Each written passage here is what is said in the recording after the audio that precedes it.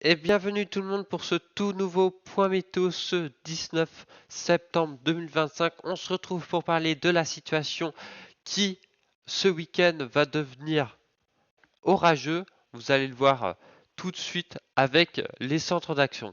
Donc on a l'anticyclone qui est positionné sur l'Europe occidentale et qui nous protège bien. Mais on a l'arrivée de cette dépression qui va couler vers l'Écosse et l'Angleterre et progressivement arriver sur notre pays. C'est cette dépression-là qui est vers 1010 hectopascales qui va provoquer des orages et on le voit bien ici, le conflit de masse d'air. On va le voir juste ici avec les températures à 850 hectopascales.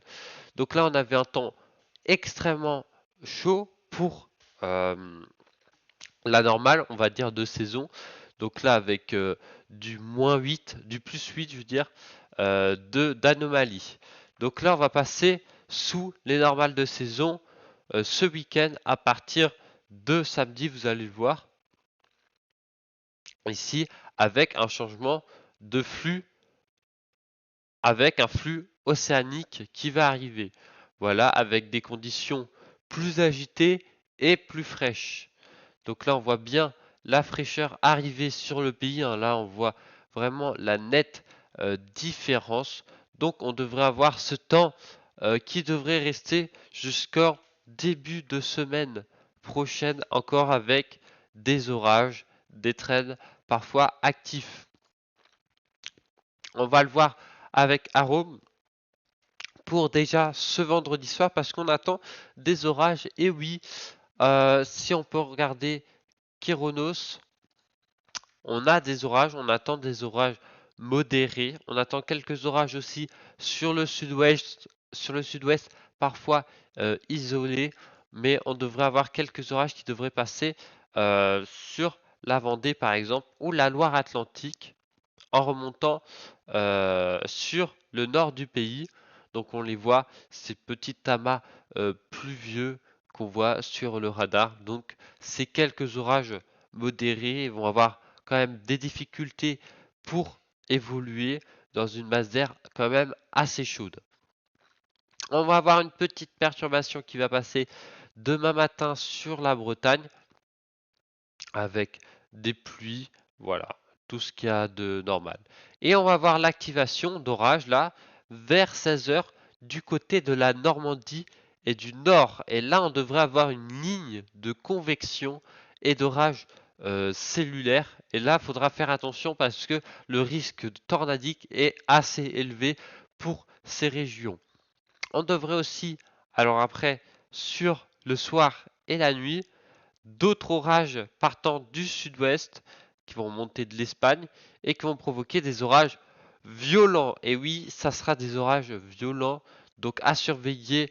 Le risque tornadique est aussi élevé, le forte rafale aussi élevé. Donc on a vraiment pas mal de paramètres. Là, surtout sur le sud-ouest, on a quand même de grosses rafales, hein. Donc vraiment à surveiller, hein.